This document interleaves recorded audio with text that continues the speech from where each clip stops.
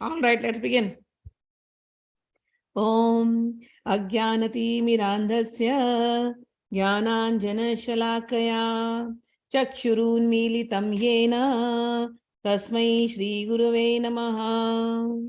Shri Chaitanya Manobhishtam Sthapitam yena bhutale Swayam Rupaha Kadamayyam Dadati Swapadantikam Vandeham Shri Guru Shri Yutpad Kamalam Shri Gurun Vaishnavamscha Shri Rupam Sagrajatam Sahagana Raghunathanvitam Tam Sajivam Sadvaitam Savadutam Parijjana Sahitam Krishna Chaitanya Devam Shri Radha Krishna Padan Sahagana Lalita Shri Vishakhanvitamscha He Krishna Karuna Sindhu Dina Bandho Jagatpate Gopesha Gopika Kanta Radha Kanta Namostute Tapta Kanchana Gaurangi Radhe Vrindavaneshwari Vrishabhanu Sute Devi Pranamami Haripriye Vancha Kalpatrubhyascha Kripa Sindhubhya Evacha Patidanam Pavanebhyo Vaishnavebhyo Namo Namaha Shri Krishna Chaitanya Prabhu Nityananda Shri Advaita Gadadhara Shiva Sadi Gaur Bhakta Vrinda Hare Krishna, Krishna Krishna, Hare Hare, Hare Rama, Rama Rama, Hare Hare. Namo Mahavadanyaya, Krishna Prema Pradayate, Krishnaya Krishna Chaitanya, Namne Gauratvishe Namaha. All right, so we are in chapter 4. It is known as transcendental knowledge, and basically knowledge, transcendental knowledge, as well as this is the science of karma and transcendental knowledge, both gyan, karma, yoga. Gyan means knowledge.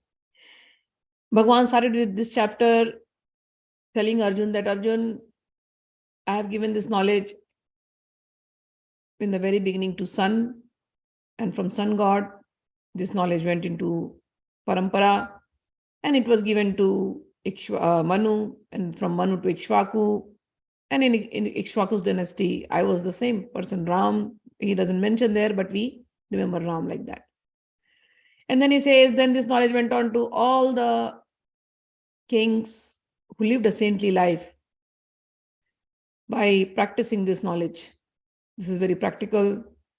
And from there, this knowledge got lost. And now I have come back again, Arjun, to reestablish the same knowledge. And I am going to give you this knowledge. Why? Because you are my devotee and you are my dear friend. So when he said, I'm going to give you this knowledge, us people, when he says you must know, you means us. Arjun is just in between, Arjun, Bhagwan is using Arjun to give the knowledge to us. And Bhagwan says, this knowledge is not some ordinary knowledge. He says, Rahasyam. This is mystery. I'm going to give you this transcendental mystery. This mystical knowledge I'm giving you to all of us. And Bhagwan said, Arjun then asked, really? You gave it to sun god? But I saw you just now, but I'm seeing you in this life.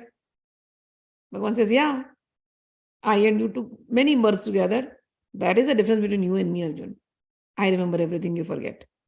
That is the difference between a human and Bhagwan. Qualitatively, we are one. Quantitatively, we are not. Bhagwan can remember everything, quantity-wise, the time span. Us, we cannot. Qualitatively, yes, we are one. He is the soul. I am soul. He is super soul. I am a soul only in this body. He is in every body. Getting the quantity and the quality. He is pure bliss consciousness. I am also pure bliss consciousness. He never took birth. He never dies. I also never take birth, never die. As soul quality. But Bhagwan still maintains here. Yeah, we both took many births. That is right. But there's a difference, Arjun. I remember everything. You cannot. You forget everything. You will forget. And he went on, Bhagwan went on saying, I am unborn. I am eternal. I am without deterioration. I never deteriorate. I am the soul of every living being. I live in every living being. And I am the controller of every living being. Even though all of this thing is there, I do descend on this earth, but I descend in my original transcendental form. And why do I come? There's one biggest reason I come. I come to deliver the pious. Oh Arjun, I don't lack anything. I have everything. There's a difference between you and me. A human being comes to enjoy. And human being comes to enjoy the karmic reactions. I am not bound by any karma. I am not coming here for any suffering or any enjoyment through my karmic reactions. I am free. Human being is under the control of the illusory energy Maya, my Maya.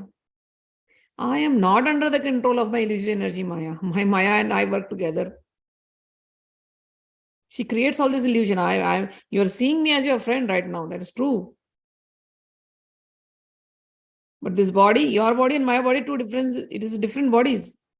I am in my transcendental form, even now. You are in your body, which is made out of the Ashtadha Prakriti, which is 8 elements total. So there's a difference between you and me. I am in my transcendental form. You see me as your friend because of this illusory energy in between us. You see me the way I am. But there's a difference. So Bhagwan maintains that. And he says, I come, just to do some leelas, just to do some pastime, just to enjoy with my devotees, with my friends. My devotees want to see me as a small child, a small baby. They want to become my parents. I come. And I also want to become a child. And I want to enjoy these leelas, these pastimes with my devotee parents. My devotees want to become like friends with me. I also want to become their friend. I also want to play with them in Govardhan, in mountains and go around. I want to play hide and seek with them. I want to play tag with them. I want to play chess with them. I want to play games with them. So I also come just to enjoy this. Because my devotee want me like this. I do it for my devotees. I don't have any need for myself, but I do it for my devotees and I enjoy the game of love because I created this world for love. Some of my devotees want me to be their lover. So I come in that Madhurya Bhav as a conjugal lover. Some devotees are like, no, we want to get married to you. Yeah, I will come. Some devotees want to serve me like servants. I come for them. Some devotees, they just enjoy my presence and, just in the form of that superconscious energy. They say Bhagwan is Brahma. And they are enjoying that state of nirvana. So I appear to them like that. Oh Arjun, ye yatha mam prapadyante, tam sadai bhajamyaham. The way somebody worships me, I respond to them in the same way. Whatever form they like, I will take that form for them. So, and then he says, everyone follows my path in all respects, O son of Pritha.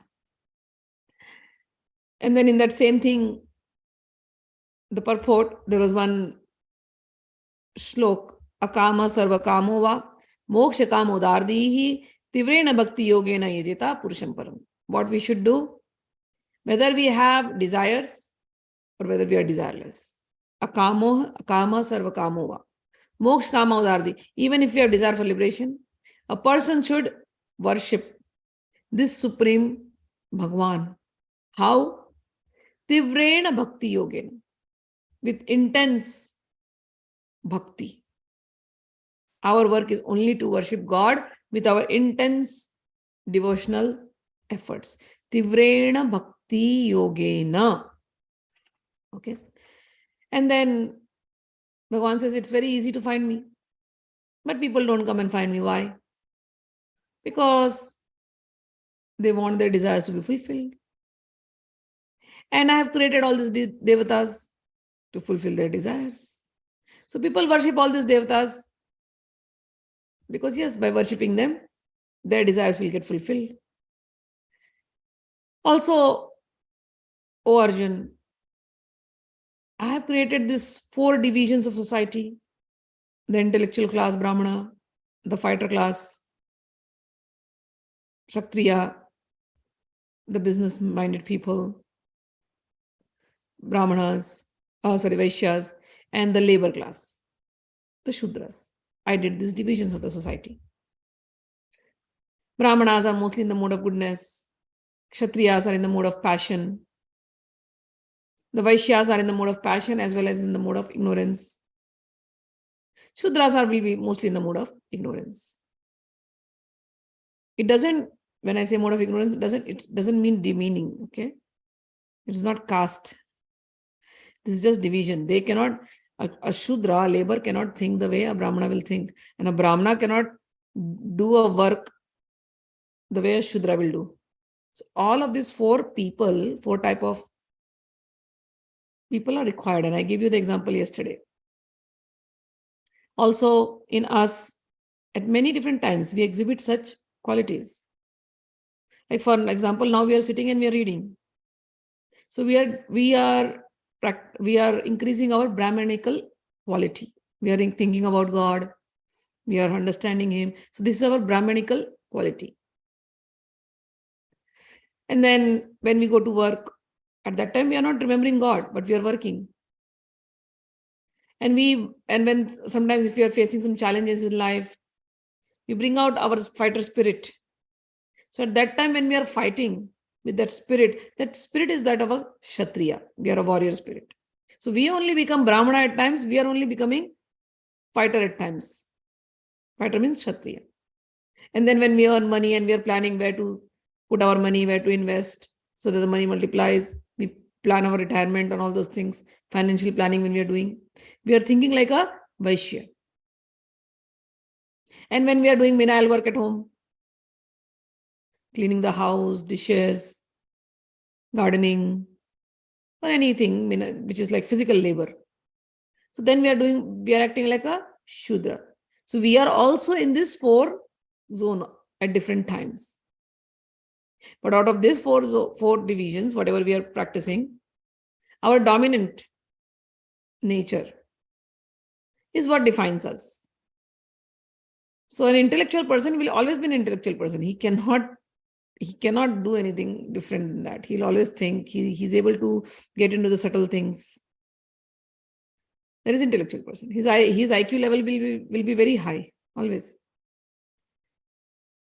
Similarly, somebody who is very skilled, some people can do very skilled in embroidery, painting, art.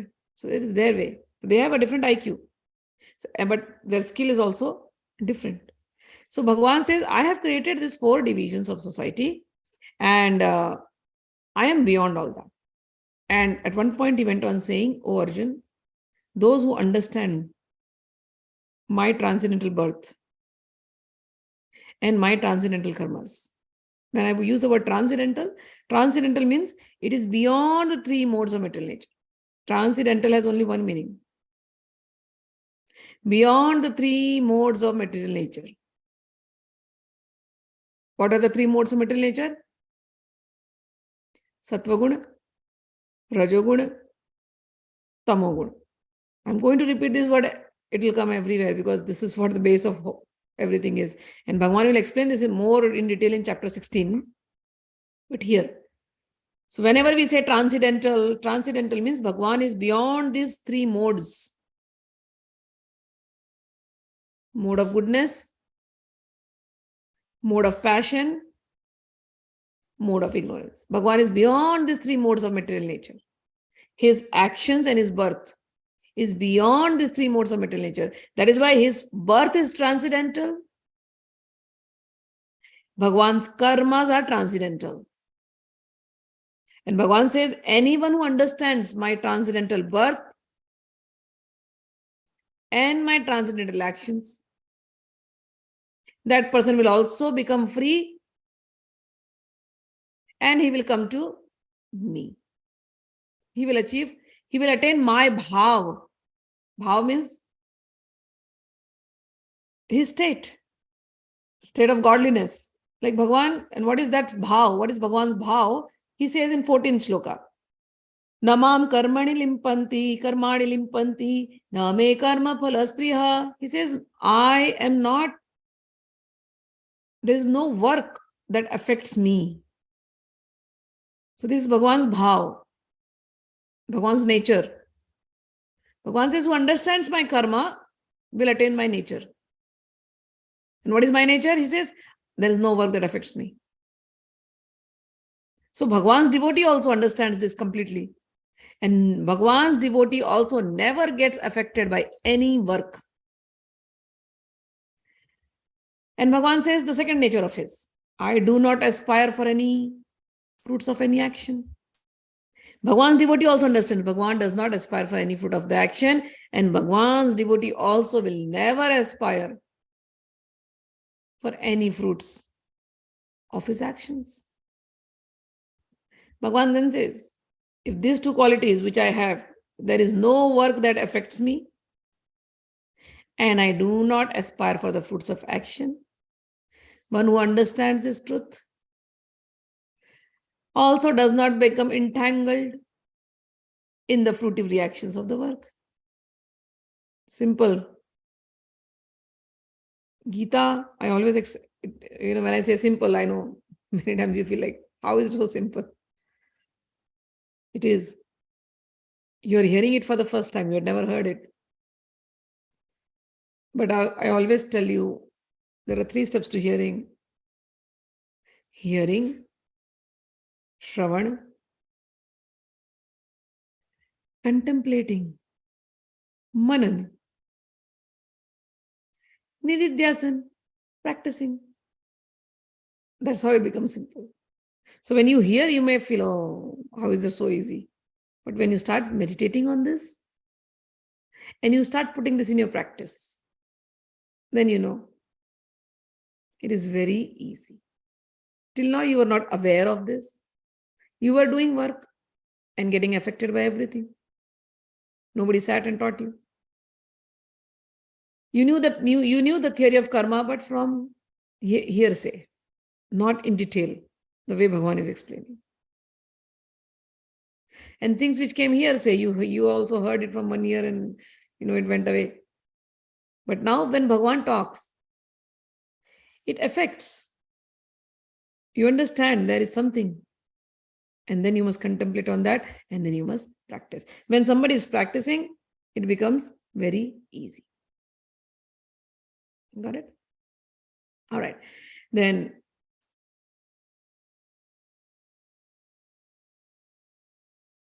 Aman is writing, Ma, you said some other day you will talk about the other types of orators you like you explained the listeners. Is today that day? Okay, I will do it later. I'll do it. Okay, Evam, we will finish the 15th sloka now. Evam gyatva kritam karma purvairapi mumukshubhihi kuru karmaiva tasmatvam purve purvataram kritam. Bhagwan says, all the liberated soul in ancient times acted with this understanding of my transcendental nature. Therefore, you should perform your duty following in their footsteps. Bhagwan made it so easy. Bhagwan says, just if you understand this, and in the past also, he's trying to make you feel better. In the past also, before you think, oh, is it really true? Bhagwan is making, yeah, it is true. In the past, many people got liberated by this knowledge. You are not a witness to them. I am a witness. Arjuna, I told you in the beginning. I gave it to sun god, gave it to so many saints, gave it to so many kings. All of them got liberated by knowing this.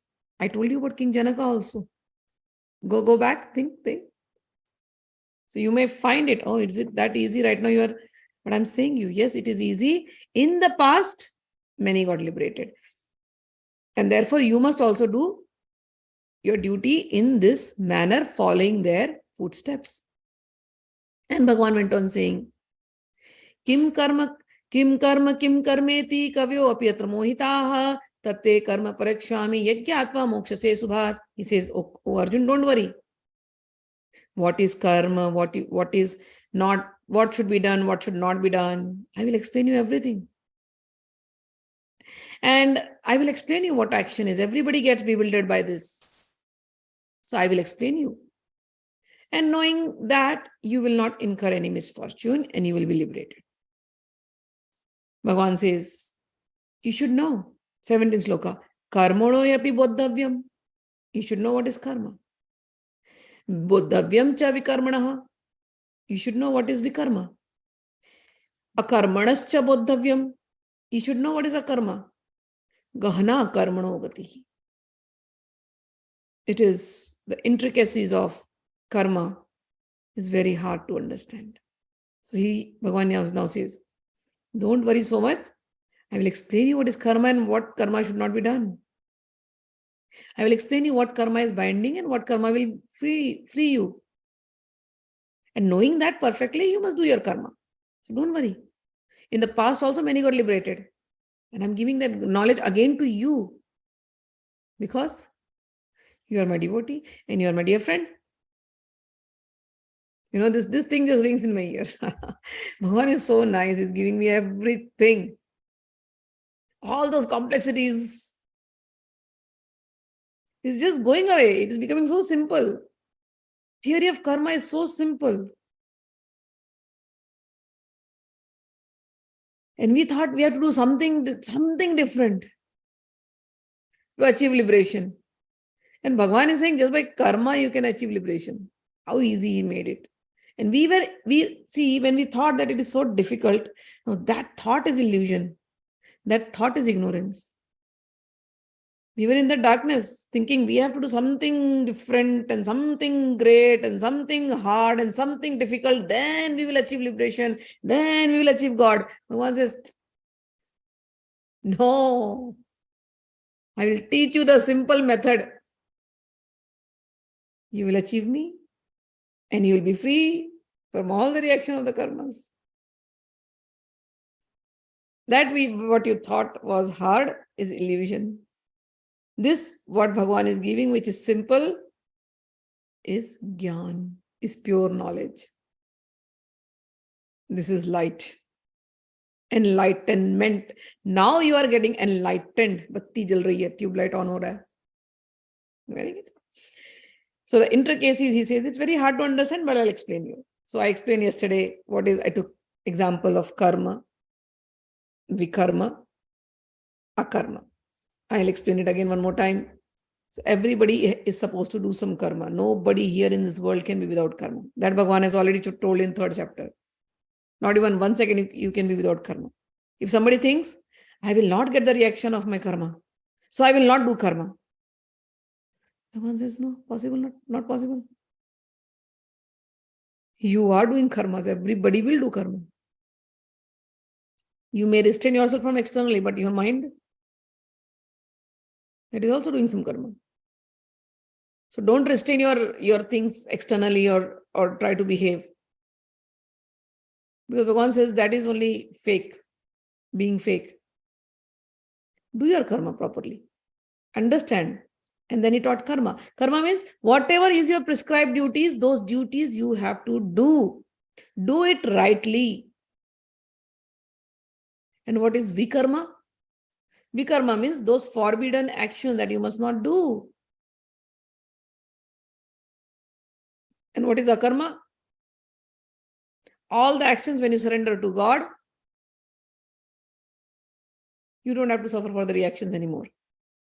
That is akarma. Bhagwan inspires us to do akarma. And I give you the example. Like, so there's Gyan yogis. There are only two ways, right? I have to always explain that because then you'll be clear. I don't want to go one way only. So Gyan yogi, I have explained. Gyan yogi or the Buddhi yogi or the Sankhya yogi, he knows he's detached from his body. So to him, he's always a non-doer. He is not going to suffer for any reactions of his karma because he is not attached even to his body. To him, body is also a machine.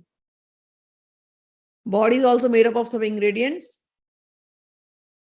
And body is functioning, it's a machine, it's a function.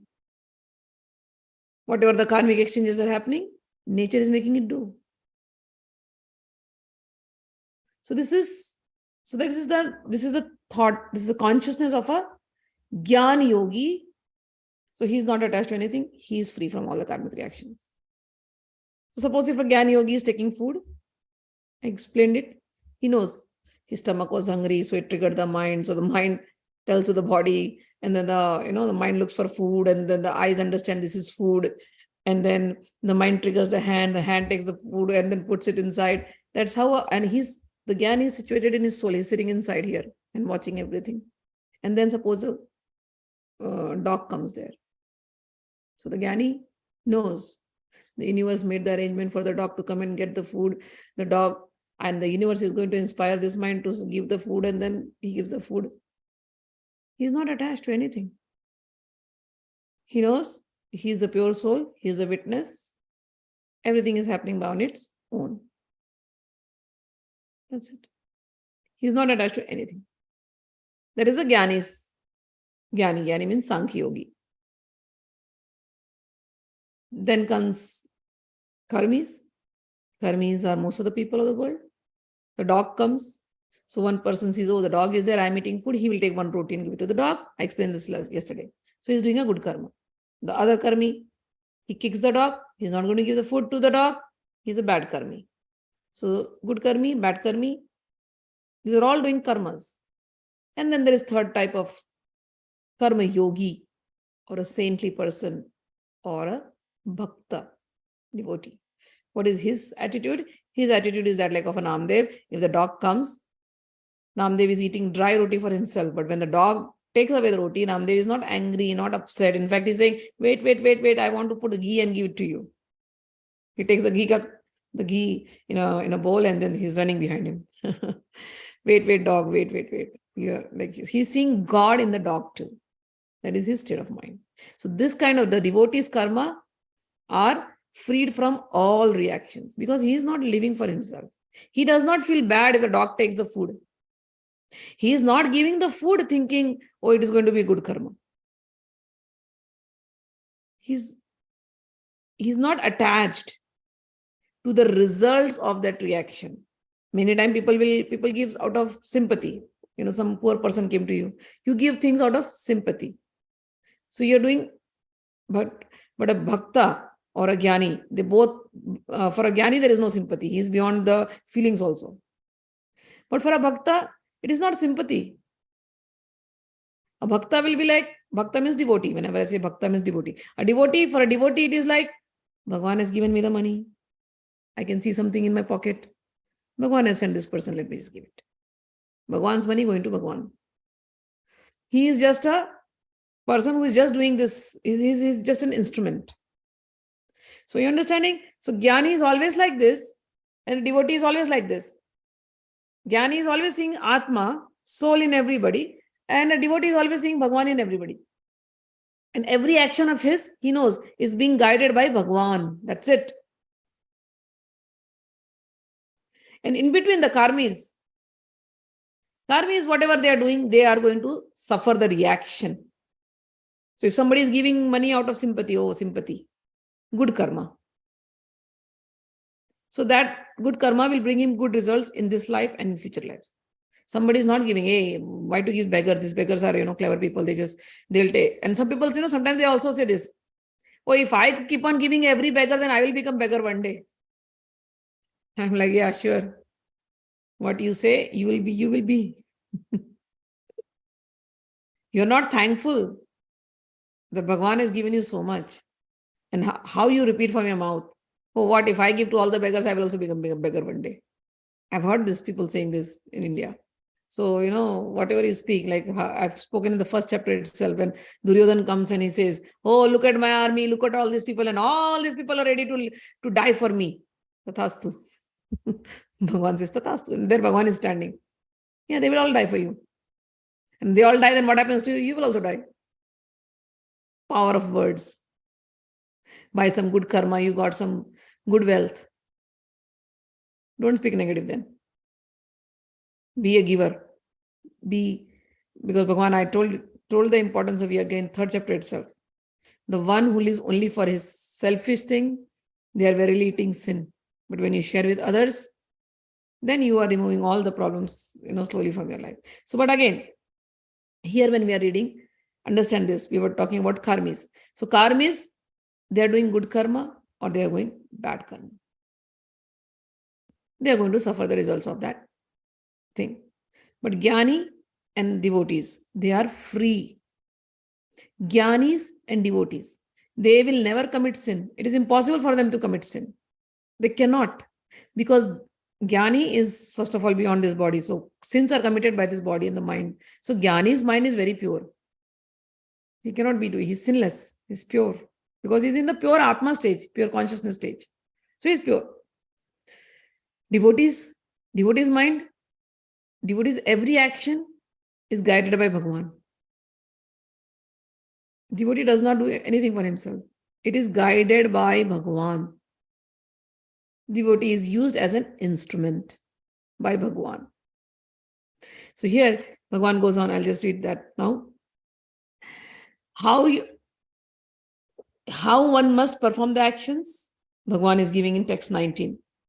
Yasya sarve samarambhaha kama sankalpa varjitaha gyanagni-dagdha karmanam tamahu panditam buddhaha. Bhagwan says, one is understood to be in full knowledge, whose every endeavor is devoid of desire for sense gratification. He is said by the sages to be worker for whom the reactions of work have been burned up by the fire of perfect knowledge. So Bhagwan is trying to explain here who is a Gyani, who is a knowledgeable person. A knowledgeable person is a person who knows these fundamentals of karma yoga and how to burn his karmic reactions. How to burn your karmic reactions. A Gyani, the Sankhya yogi, knows it. The bhakti person, he also is doing it. But in between that karmi, how should he burn his karmic reaction? This is a big question which is asked by so in most of my classes, people will ask, how do I burn my karmic reactions? Is it possible? And Bhagwan is giving this answer here. I was waiting for this moment. This word, jnana-dagdha karmanam. When people ask me, I'm like, yeah, by jnana-agni-dagdha karmanam. I tell them, by your knowledge, you can burn all the karmic reactions. And what is that knowledge? Knowledge of how to do the karma, knowledge of karma, knowledge of vikarma, knowledge of akarma. If you have the knowledge of akarma, you're free. How do I reach there? A Gyani person, a knowledgeable person will analyze. If I am suffering today, why am I suffering? Because of my past karmas. Whatever a karma I do, every karma is going to give me some result. So here Bhagwan has said, Yasya sarve samarambha kama sankalpa varjita. He says, he uses the words kama sankalpa varjitaha. Now what is that word? He says, whose every endeavor is devoid of self-gratification or sense gratification.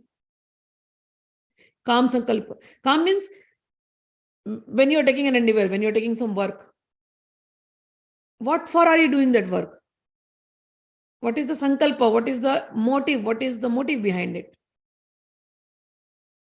If Bhagwan says you should take away that motive and you should do a work just for the sake of doing the work. But how is it possible? If we don't think of the goal, how are we going to do some actions? There has to be some goal. There has to be some motivation. Bhagwan says, when the goal is not sense gratification, when he uses the word kam, sankalpa varjita means your goal should not be sense gratification. You have to do the work, but not for the self, not for the sense gratification, whose every individual is devoid for the desire for sense gratification. So a knowledgeable person starts thinking, okay, I am doing a work because I have some motivation to fulfill that goal. And if I do good work, because I'm motivated to do something good, maybe I'm motivated to do some charity. This is good work. I go and I donate to the charity. I give it to the charitable organization. It's a good work. So my motivation was good motivation. My motivation was charity, and I did an action which is good work. But after doing this karma, Bhagwan has explained, karma will bring its reaction. So good karma is going to bring good reaction. Similarly, if my motivation is bad, to cheat somebody,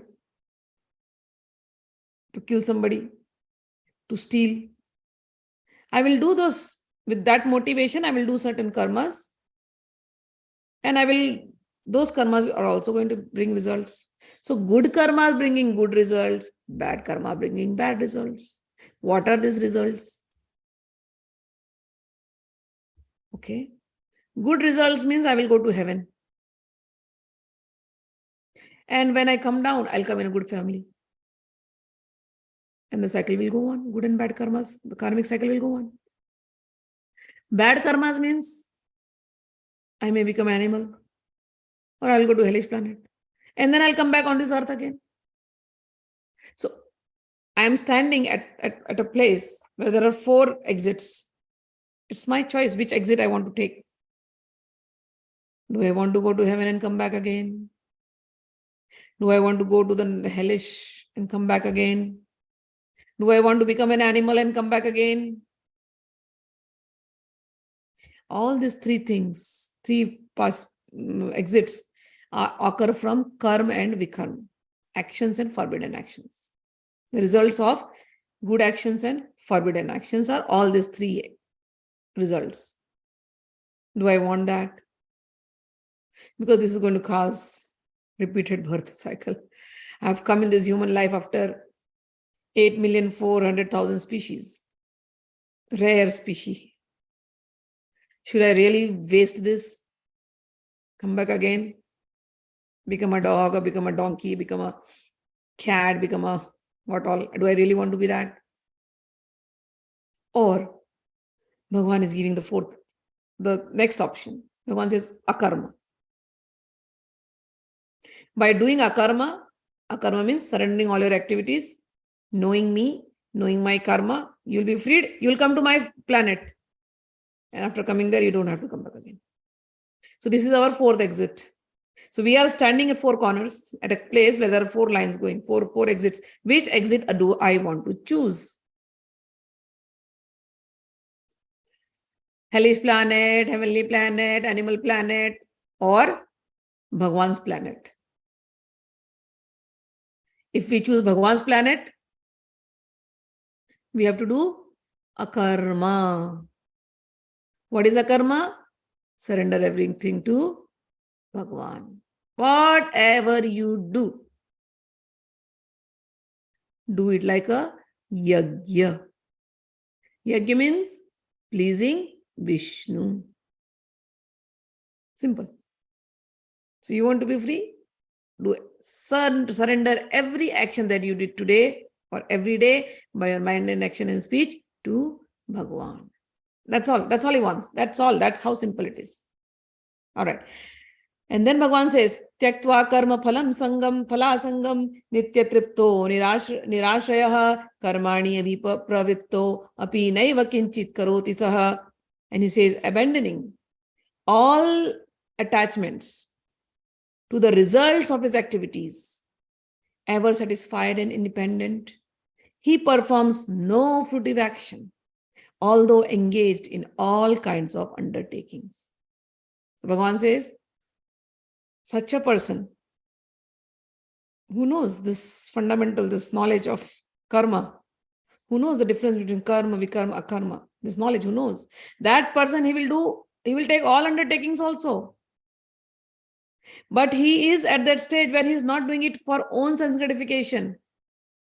He is freed from the reaction because he is doing it for others. And he knows he is not the doer. It is Bhagwan who is making him do it for others. Bhagwan who is inspiring him to do for others. If a saint gives blessing to somebody and that blessing happens, the saint is not thinking to give the blessing. Somebody comes to him and cries, I'm in trouble. And saint says, don't worry, good things will happen to you. The saint was in God consciousness. And the saint has said something and good thing happened to this person. Because God used his body to do this good thing. The saint will never think, oh, I told you that. No, that day, remember, I gave you that. That is why it is happening. He will never say. He knows. What is this tongue? What is this mouth? If Bhagwan didn't give me, how would I have even given that? So the saint is always in that God conscious state. His body, his word, his mind, everything is used by Bhagwan to do good things in the world. So such a saint, he will undertake a lot of activities. Here it is written. Even though he is engaged in all kind of activities, but he is not attached to the results. He is not a fruitive worker. He is not a karmi. He is ever satisfied and independent. So for a devotee, a gyani is different category. For a devotee, everything is being taken care of by God and he knows it. God is a doer. I am not the doer. Karta karyata cha saha. And this kind of person is also free from the karmic results. Correct? So this is how we burn. So Bhagwan has said we can burn our karmic reactions by the fire of knowledge. Gyan agni dagdha karmanam. We can burn our karmic reactions by the fire of knowledge. What is it knowledge? Knowing what is right activity, what is wrong activity, and what is an activity which will not bring any karmic reactions. If we know this science very well, we can live freely. And we can do every work, but still be freed from the bondage of the reaction. This shlokas is what is important here, Bhagwan is telling. So abandoning all the attachment to the results of his activities, ever satisfied and independent, he performs no fruitive actions, although engaged in all kind of undertakings. Such a man, how is he? Nirashiryachitatma tyakta sarva parigraham shariram kevalam karma kurvannapnoti kilbisham. 21 sloka. He says, such a man of understanding acts with mind and intelligence, perfectly controlled, gives up all sense of proprietorship over his possession, and acts only for the bare necessities of life. Thus working, he is not affected by sinful reactions.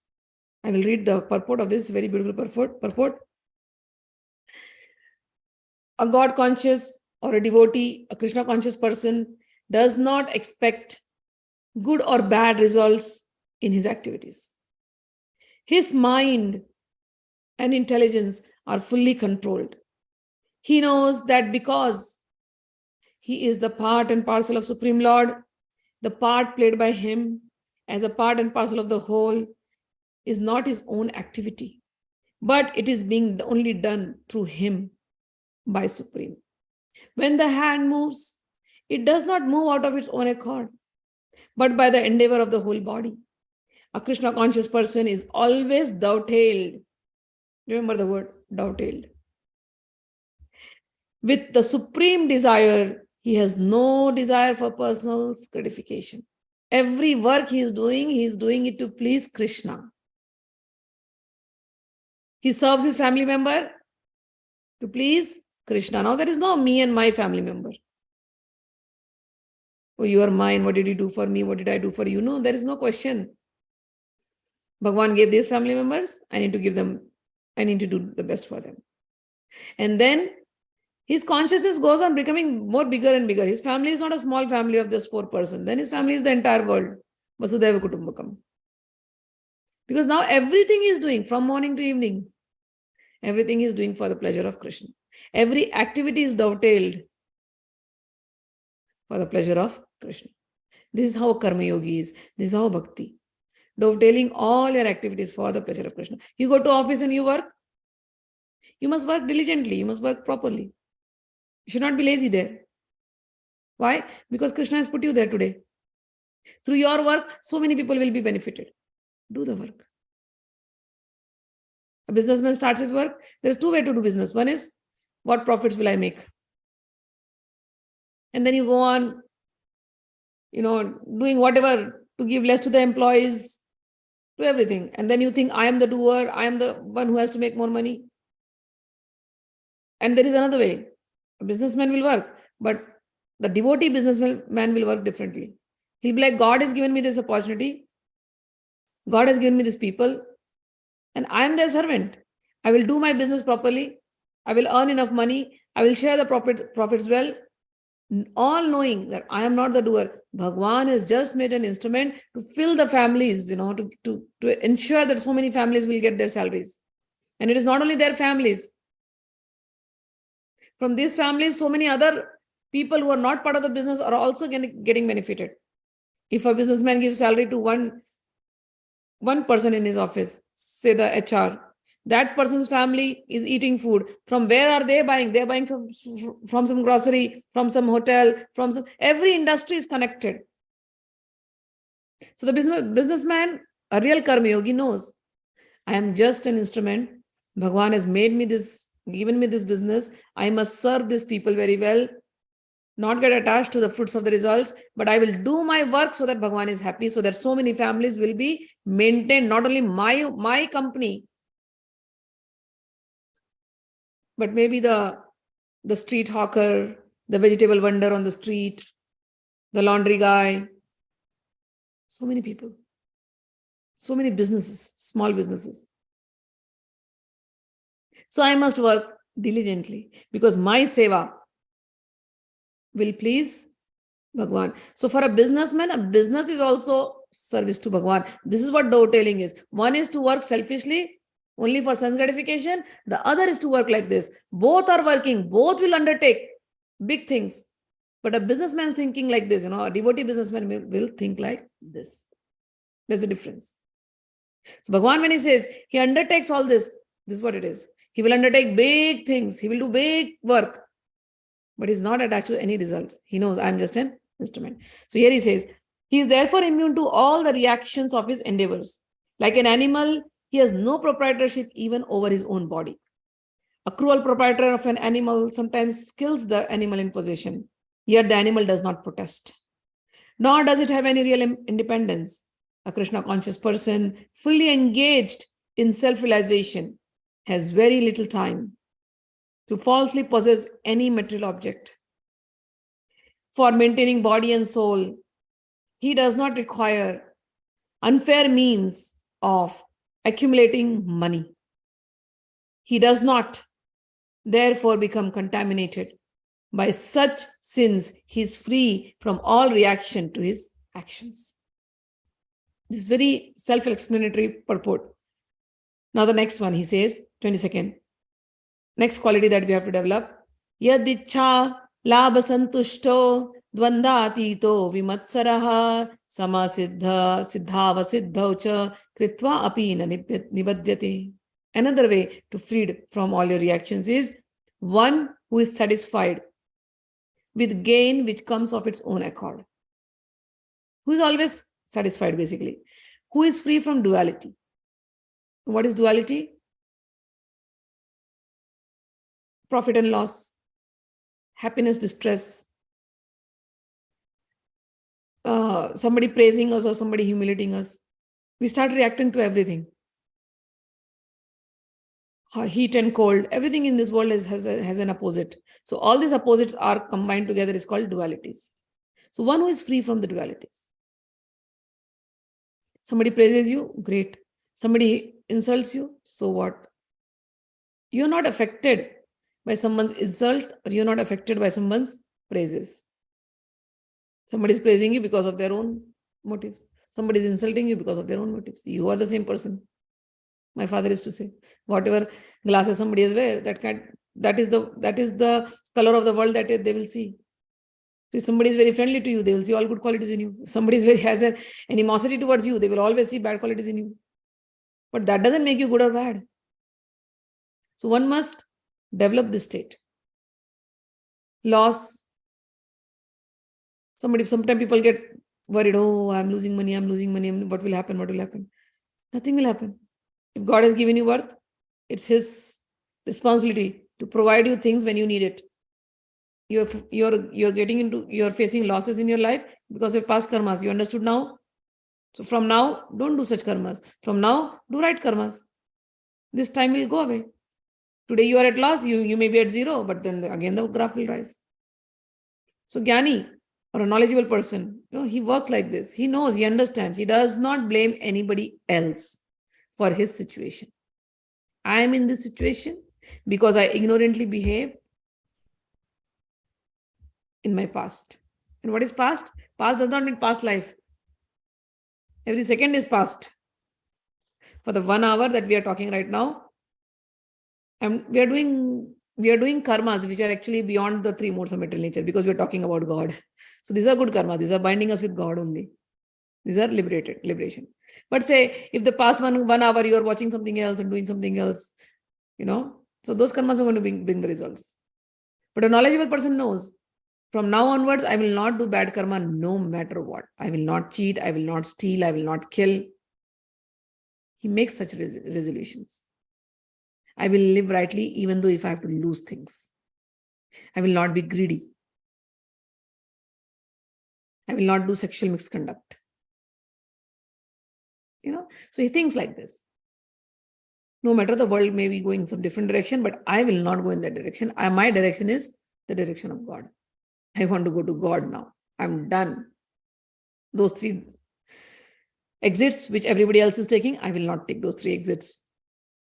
My exit is towards God. So a knowledgeable person thinks like this. So free from dualities means he's free from dualities. Nothing makes him happy or overexcited. Nothing makes him depressed. He's always in joy. Joy is a different state. He's always in bliss. Okay. And then he does not envy. One more important quality. Vimatsaraha. He is free from envy. Who is steady in both success and failure is never entangled, although performing actions. So Bhagwan is explaining, he who is satisfied with gain that comes of its own accord, who is free from duality, does not envy, who is steady in both success and failure, is never entangled, although performing actions. Very, very, when we read this shloka, this point just goes away. Vimatsara. Vimatsara is a very important quality because you should not be jealous of anybody. Sometimes when we are going on the path of spirituality, we start living things. So they will say, Kanchan Kamini, be away from Kanchan Kamini. Kanchan means gold or greed. Kamini means lust. They'll say, oh, leave lust and greed. It is very easy to leave things. People say, leave this, leave that. Don'ts. People, when they are walking on the path of spirituality, don'ts. Don't do this, don't do that, don't do that. So it is very easy. Leave non-veg, I can leave it. No meat eating, I will do it. No sexual misconduct, I will do it. All this is easy. And slowly when you start doing this, you don't realize that there is a slight ego that is coming inside you. And when you start seeing the same people, you will be like, oh, these people are impure. I am pure. And then suddenly if you see somebody else who is probably younger than you, and probably he is doing much more bhakti, much more things than you, you start getting jealous of them. How can he? So jealousy is a small thing.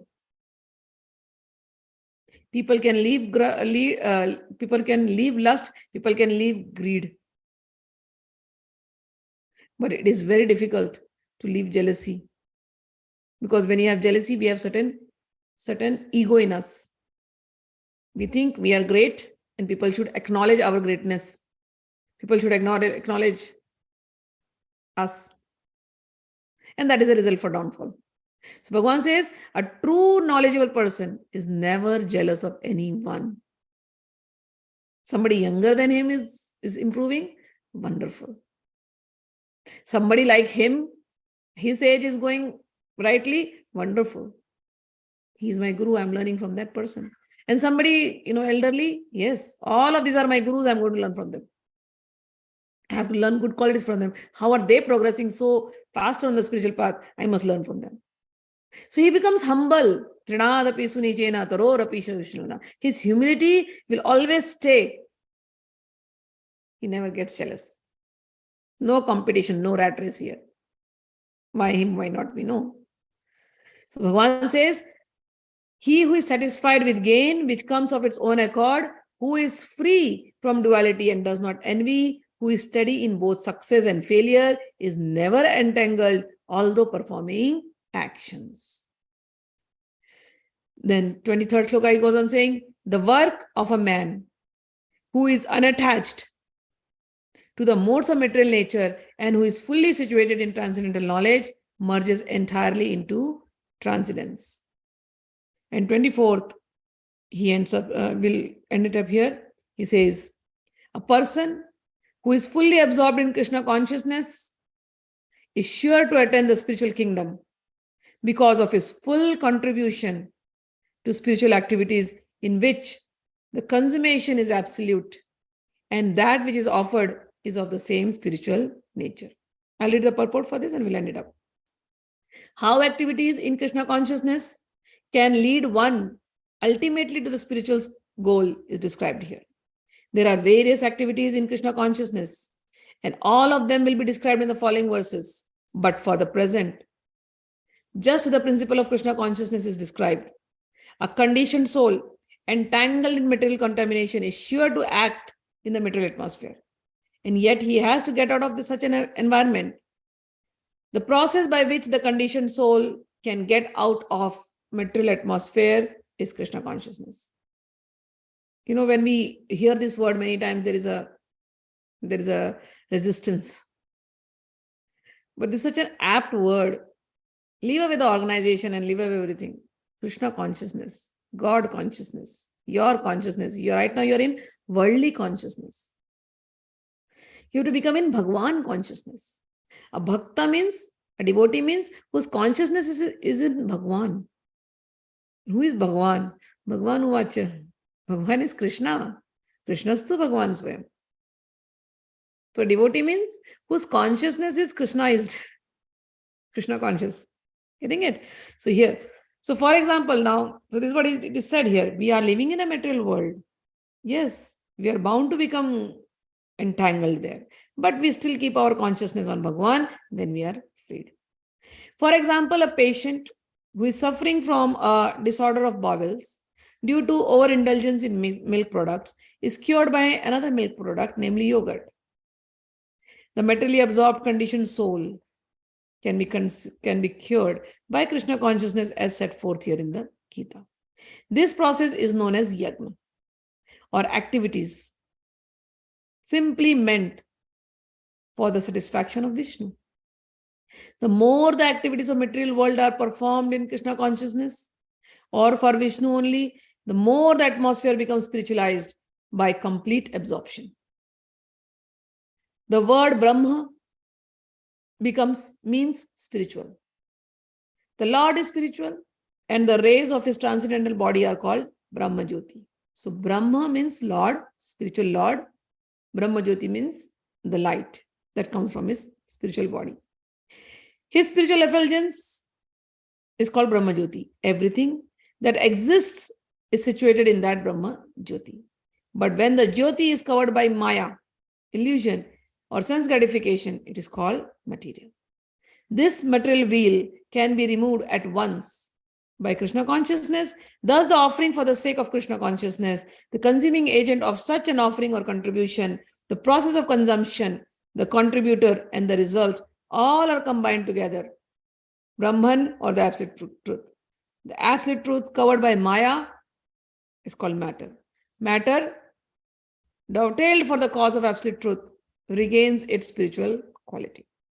Krishna consciousness is the process of converting the illusory consciousness into Brahman, or the Supreme. When the mind is fully absorbed in Krishna consciousness, it is said to be in samadhi or trance. Anything done in such transcendental consciousness is called yagna, or sacrifice for the absolute. In that condition of spiritual consciousness, the contributor, the contribution, the consumption, the performer or leader of the performance, the result of the ultimate gain, everything becomes one in the absolute, the Supreme Brahman.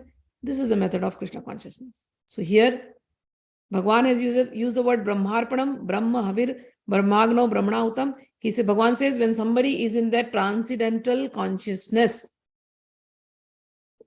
in that spiritual consciousness, and whatever activities he's doing in that spiritual consciousness, everything, even the activity becomes spiritual, the results of the activity also become spiritual, because his consciousness is spiritual. So this is what, and once your consciousness is spiritual, then you are not going to be caught by this results of your action. So this is for the Gyani. Then tomorrow Bhagwan will take more things. We are going to learn that. Okay. So let me take your questions, and then I told I will talk about Mahatmya. Since you talked about Mahatmya, let's do that. I love to say the Mahatmya again and again.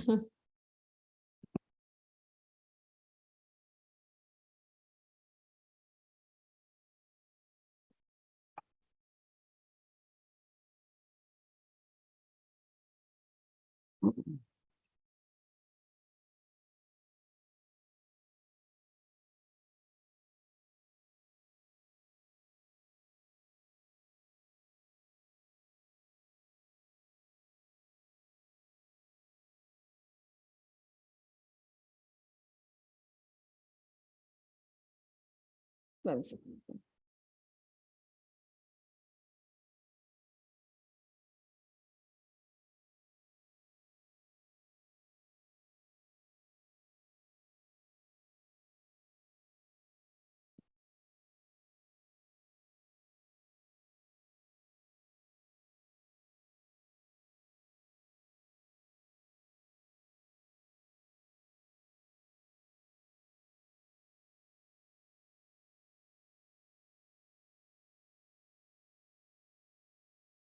One second. Okay, I'm just taking those shlokas because I like to stay the shlokas.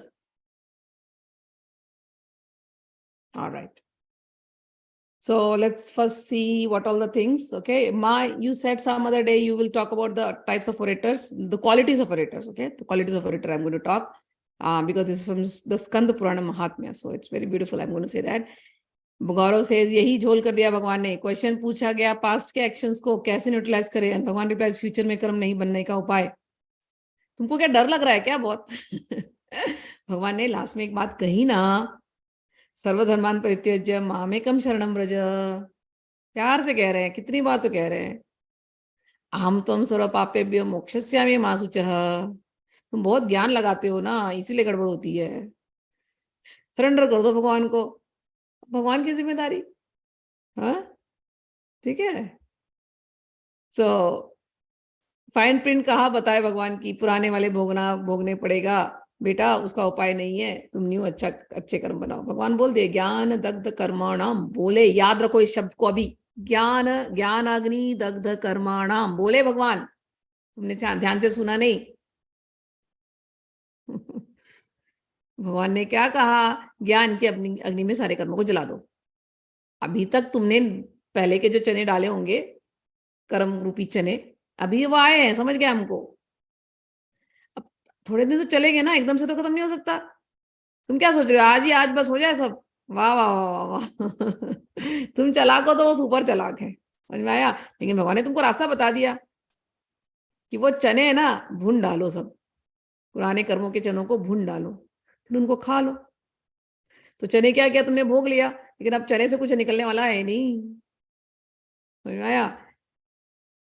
हाँ, वो चने अगर नहीं मतलब बचाए रख रहे हो ना एंजॉय करने के लिए, और करेंगे और करेंगे और उगाओगे, तो फिर तकलीफ है। तो भगवान ने तुमको बोला ज्ञान अग्नि दग्ध कर्माणाम, सारे कर्मों को भुने हुए चने जैसा कर लो, तो तुम्हारे को अभी कभी आगे चल के कोई प्रॉब्लम नहीं होगा। फिर भी कुछ बचे कुछ है ना, तो भी टेंशन मत लो।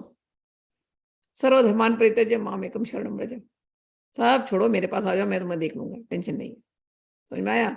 ऐसे ज्ञानी व्यक्ति ना, ज्ञान ज्ञान अलग है, ठीक है ना। तो ज्ञानी व्यक्ति बहुत सारी चीज एक्सेप्ट करके चलता है, समझ जाता है, और इग्नोरेंटली नहीं चलता, वो ज्ञान से चलता है। तो जो है वो तो आएंगे। चलिए, लेकिन एक तो एक अच्छा क्या है ना, कि बार बार रिपीटेड साइकिल से बचा दिया ना। सोच के देखो कितनी बड़ी बात करी, तुम बेवकूफ जैसे चल रहे थे बार बार ठोकरे खा रहे थे अंधेरे में, भगवान आकर के बत्ती ऑन कर देते, गुरु को भेजते, बोले बत्ती ऑन कर, उसको बोल कितना ठोकर खा रहा है, कब से ठोकर खा रहा है, तो बोल ठोकर खाना बंद कर, रास्ता देख देख के चल, पता है यहाँ पर बड़े ठोकर हैं, बड़े धोखे हैं इस राह में बाबूजी धीरे चलना। भगवान बोलते हैं मैं बता रहा हूँ, ज्ञान ले ले मेरा, अब मत फंस, अब मत ठोकर खा, अब आ जा, हो गया काम खत्म ठीक है। ऑलराइट, सो नमाजय Vilas, what was I saying? Gaurav is saying Bhagwan is very clever. He gives all these fundas, all this knowledge, that okay, don't get stuck in the karmas, but in the fine print, he has mentioned that also, that whatever past karmas are there, you're going to suffer. The answer is, this knowledge was every time it was there, but we thought we are so gyanis, we are so knowledgeable, we don't care for this knowledge, we will run here and there. So we did all the karmas, we did all the wrong things. Now when the time comes to suffer, we are like, okay, Bhagwan is very clever. Bhagwan told, started from there only. He said, I gave it to sun god, I gave it to so many people. So don't say that I didn't give you the knowledge. If I had not given you the knowledge, then that was a different thing. I have given the knowledge from the time the sun has come. You chose, I don't want to follow the knowledge, I want to live the way I want to live. Your choice. So now when the time comes, you only signed that I will go the way I want to go. When you signed up for that, you will get the results of those past karmas. You signed up for that. You take a loan in this world. Sign up the papers. Even if you sell the house, you have to pay the loan, whether you have the house or not. Your house may go in foreclosure, doesn't matter. You signed the papers. So Bhagwan is still very kind. He says, whatever you did in the past, no problem. You are suffering right now, no problem. You are suffering because you were walking in the dark. You were ignorant. You are getting hurt everywhere because you are walking in the dark. So I am sending you the Guru. The Guru will switch on the light of knowledge. He will show you. He will take the torch of knowledge and he will show you. So now you don't fall. Now don't hurt yourself. Don't get into the problem. This knowledge was every time there, but you chose the glamour of the world over me. So great. You still have the choice to choose me or the glamour that my Maya offers. Your choice. You can enjoy there. Bhagwan, when we end the Gita, he'll say at one point, in the beginning, this glamour looks very nice and very rosy. You want to enjoy that, but then it is full of pain in the end. But my path may look very painful in the beginning, but it is full of joy in the end. Okay. So yes, Bhagwan is very clever. If you are clever, he is very clever. All right. This question may be off topic, Ma, but from morning I have been contemplating very deeply on this. Ma, what is meant by the words tyag and vairagya? What is the difference between two? How to use them and where? Kindly explain with examples so that I'm able to understand them in depth. Bhagwan will explain tyag and vairagya in chapter 5, I think so, or 6th. But tyag means renunciation of your karma phala. I did something that when we say kayena vacha manasendriyarva buddhyatmanava prakriti sabhavat karomi yadyat saklam parasmi narayanati samarpyami. When I say, oh Lord, whatever I did today by my body, by my mind, by my speech, I surrender all the reactions to you. Surrendering the reactions to you. Karma phal tyag, that is tyag, giving it up.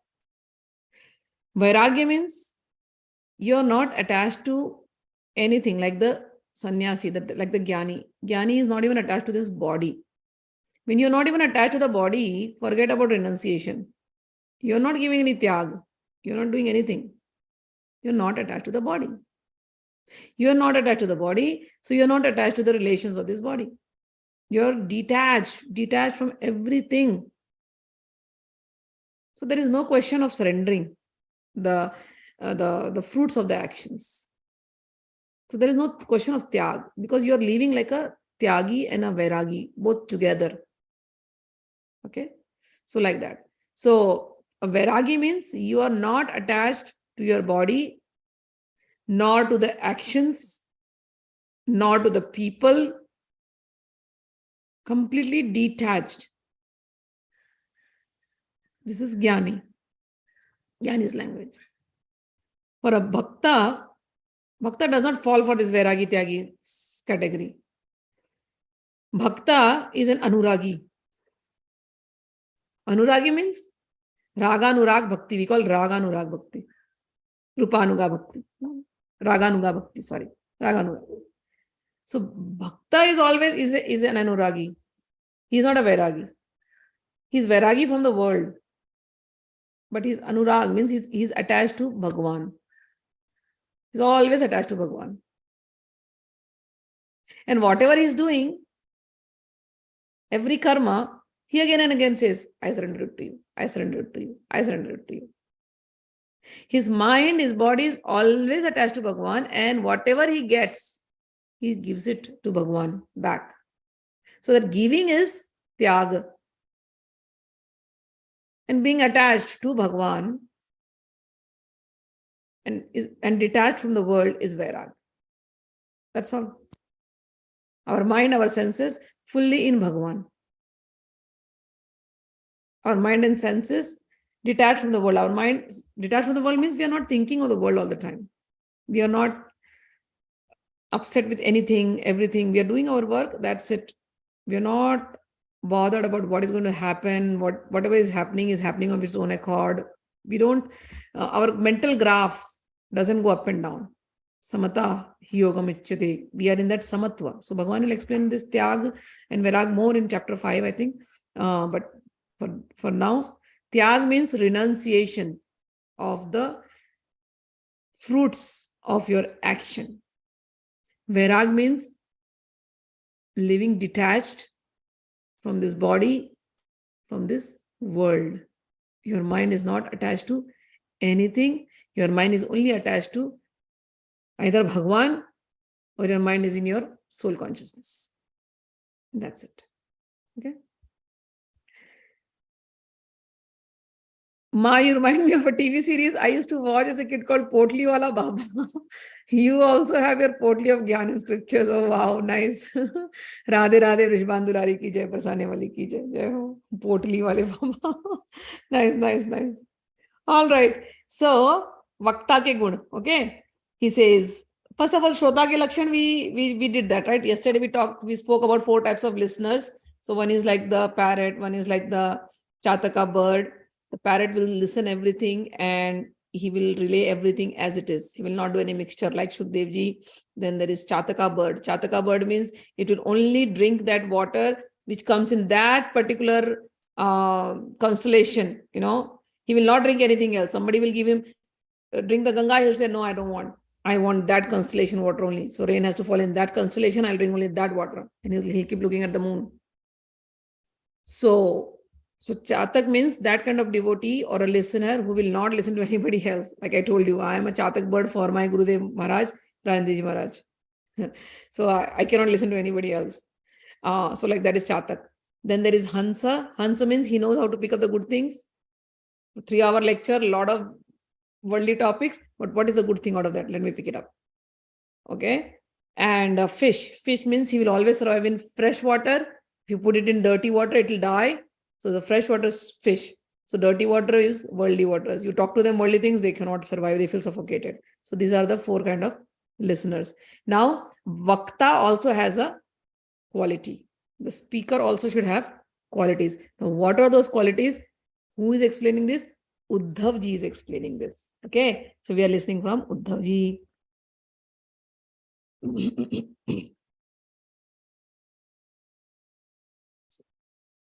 So Uddhav ji, this Mahatmya comes, after Sri Krishna left the planet, and so the Dwarka queens were very sad.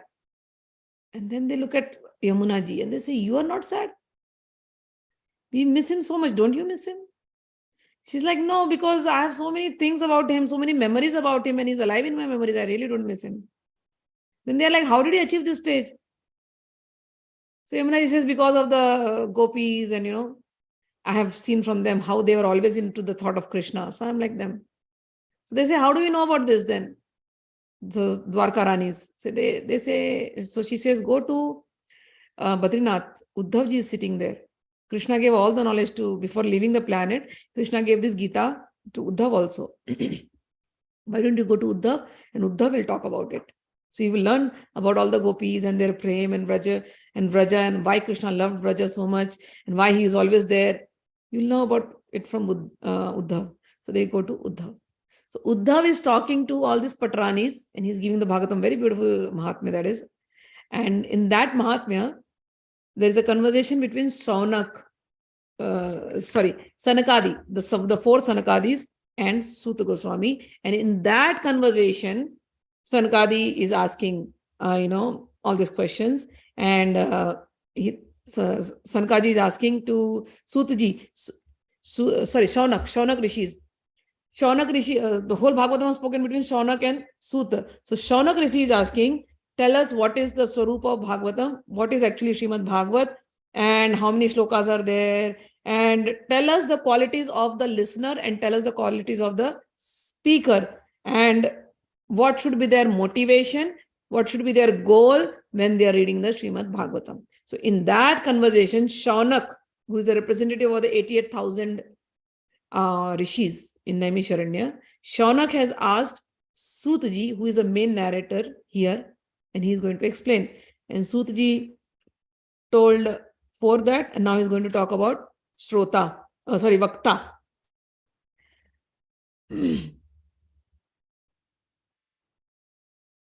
He says, how should the Vakta be? Bhagwan mati nirapekshaha Surido dineshu sanukampoyah Bahuda bodhana chaturo Vakta sammanito munibihi. He says, listen from me the qualities of a speaker of Bhagavad or Bhagavad Gita or anything. Bhagavad means all the spiritual books. How should he be? Number one quality, a speaker of Bhagavad has to be Bhagwan matihi. Bhagwan mati means his mind is into Bhagwan. His mind is not into how much I will make from this discourse, how much I will make from the Bhagavad Saptaha. No. A speaker of Bhagavad or any of these spiritual scriptures has to be Bhagwan matihi, mind engrossed in God. Number one quality. Second quality, anirpekshaha. He does not expect anything from anyone. Anirpekshaha. So when he is speaking for the joy of speaking. Not for, he will get praises from people, or people will respect him, or people will call him great Gyani. No, not for all this. He speaks for the joy of Bhagavatam. Anirpekshaha. So, Bhagwan matihi, his mind engrossed in God. Anirpekshaha, he is not asking anything in return. He does not desire anything. He does not want followers. He does not want praises. He's just doing it for the joy of doing it. Shukdev Goswami, when he came to that Bhagavad, when he spoke the Bhagavad, when he enters the arena, all the kings are sitting, and all the saints, biggest yogis of that time had assembled there. All of them knew the dharma, but none of them are speaking because Shukdev Goswami is coming. Everybody is quiet. All greatest rishis of the time were there. And when Shukdev Goswami enters, his quality is like this, Bhagwan mati, anirpeksha. He's not even seeing who is there and all. And it said that for every, he was so much in joy. Every hair on his body was like speaking the shlokas of Bhagavatam. That's how he goes and sits. He's going to speak the Bhagavad to Parikshit, who is such a king who can give everything to him. Anirpeksha. Shukdev's nature was he'll just survive on 1 cup of milk. That's all. He's Bhagwan Mati. His mind is not into God. So this is the nature of a Bhagavad speaker. I saw that in my gurus. Rajendar Das Ji Maharaj is just like this. Totally like this. Bhagwan Mati. Mind in God. Anirpeksha. He does. Bhagwan Matir Anapeksha. He does unapeksha. Okay. Unapeksha. Apeksha and anapeksha. Anapeksha. He does not desire anything in return. No fame, no praises, no money, nothing. Suhrido. Suhrido means he is friendly to all. Bhagwan always says, no, you are my suhrit, you are my sakha. Suhrit means friendliness. So he is friendly to every being. Next, Dineshu Sanu Kampoyah. And more than that, being friendly, he is more compassionate on the people who are very deen, very lowly. So Maharaji, when I was, hearing from him, he said about his guru, Ganesh Das Ji Maharaj. And he was saying that Ganesh Das Ji Maharaj and him, they were going in some village. And in that village, the villagers were very simple people. And they saw the sadhus have come and they wanted to give them respect. And they said, so his guru is sitting there and everybody came. And then they called him, can you speak something? And he was ready to stay in that gaon. So some of the people noticed that, oh, how will you speak here, Gurudev? There is no arrangement here. There is nothing. You're just going to speak for them, because there has to be a stage. There has to be proper respect for you. And his guru says, what respect? What stage? These are people who want to hear Bhagavatam.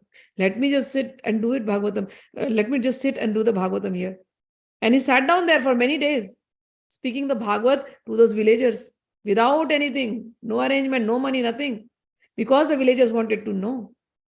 Who will, people, to do this Bhagavat, you have to spend so much money. So much money goes on. The speaker takes so much money. The musicians take so much money.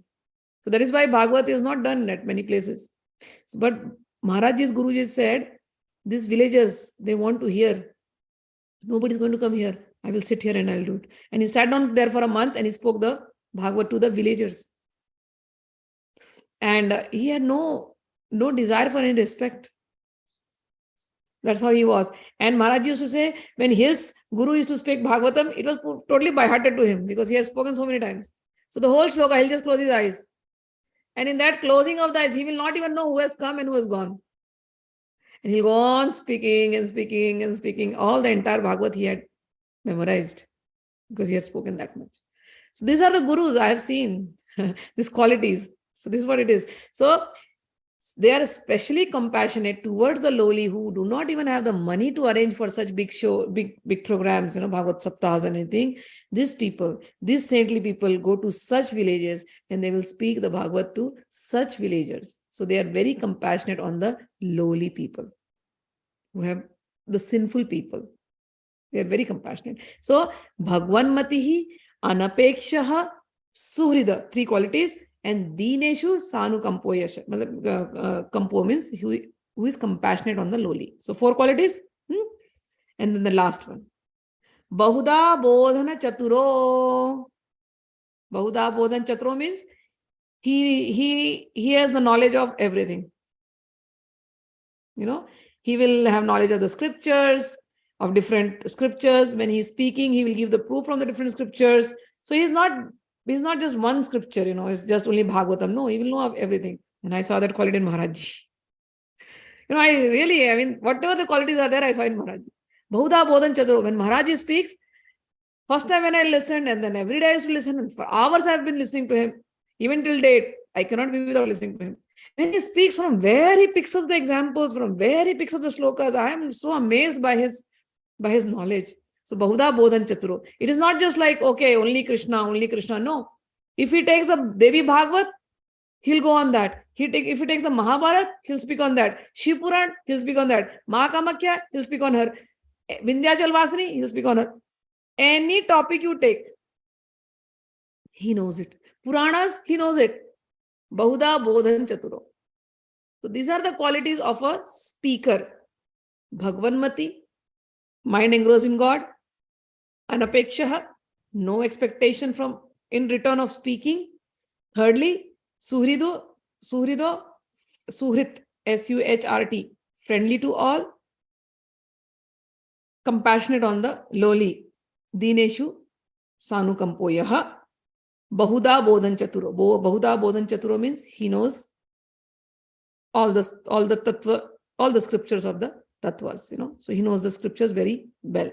And so then he says, if somebody has these qualities, then such a speaker is worshipped, is respected by Sammanito Munibhihi. All the Munis respect such a speaker who has all these qualities. Okay, so here was the 5 qualities of a speaker of this thing. And then one more thing, I will end it up. Shrota and Vakta are of 2 types, he says. Shrota means the listener and Vakta means the speaker. He says, Sutaji says, Krishnarthi iti dhanarthi iti Shrota Vakta dvidamata yatha Vakta tatha Shrota tatra saukhyam vivardate. He says, listener and the speaker are also 2 types. One is those who love Krishna and the other who loves money. So he says, the way the speaker is, so the listener will become. Okay. So if both are interested in money and, if they are doing the Katha Bhagavad Saptah only to gain something material, they will enjoy it like that. But that is not the right way. If both are Krishnarthi, both want Krishna.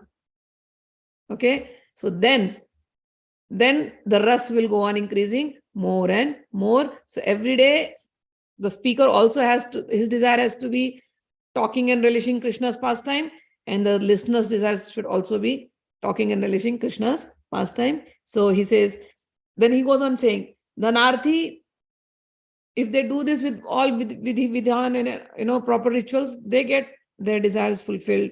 But those who are Krishnarthi, their desires will also get fulfilled by reading the Bhagavatam. In the last it says, Krishna prapti karam shashvat premananda falapradam Srimad Bhagavatam Shastram Kalau Kirena Bhashitam. He says in this, the fruit of reading Bhagavatam is Krishna Prapti Karam Shashvat. You will get Krishna forever. Premananda Falapradam, it will give you joy. Premanand. And Srimad Bhagavatam Shastram Kirena Bhashitam. And this Shastra is the only Shastra which is mentioned for Kalyug, which can give you the darshan of Bhagwan. Okay.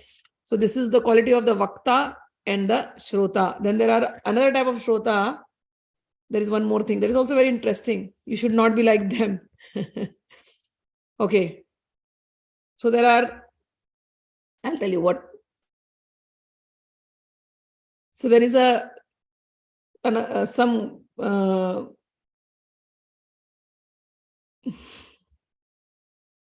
all right.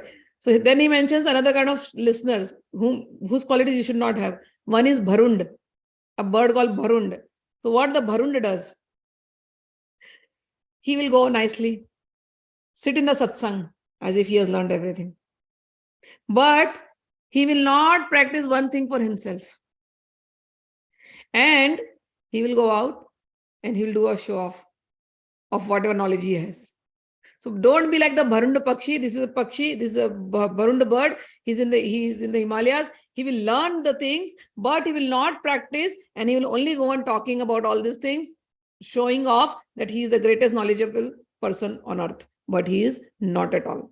So don't be like the Bharund Pakshi. Second, he says, don't be like a Vrisha. Vrisha means he will go to the satsang. You know why? Only to eat. So they will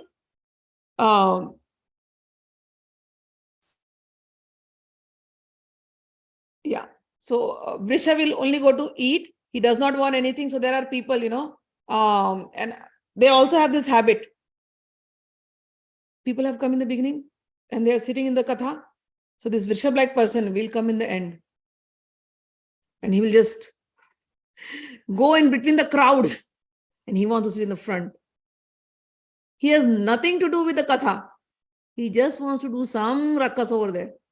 He'll sit there, and then if he's getting bored, he will disturb the crowd and he'll come out. So you don't be like a Vrishabha. Okay? And then there's another one. Sa unstro madhuram munchan viprite rametayah tathanimmam chiratyustro hitva marapi tadyutam. And then there is another kind of listener, like a camel. He says the camel, he has a habit. In the desert, there is a plant which has sweet fruits also and which has some thorns. He will not eat the sweet fruit. He will only eat the thorny stuff. Why? He enjoys the thorny stuff. So these are kind of listeners who will go to a katha, who will go to a satsang. They will sit there in the satsang, but they will not take one good thing out of the satsang. Their mind is only hell-bent on criticism. What everybody is doing. This person was not like this. They are learning katha from so many times, but they are so bad. Their quality is not good. They're only fault finding. So these are like the camel category. So he says, don't be like the camel category. Don't be like the Bharunda category. And don't be like the Vrishab category also. Vrishab means one who is like this. And the second one, Vrishab category means they only want to go and eat. So these people, they will not come for the katha. But in the end, when there is a prasadam time, they know when to enter there. So they'll only come for the prasadam. So don't be like those three categories. So these are the three categories. There is Gadha also. Okay. Gadha means donkey. So don't be like that category. And so don't be like this category of listeners.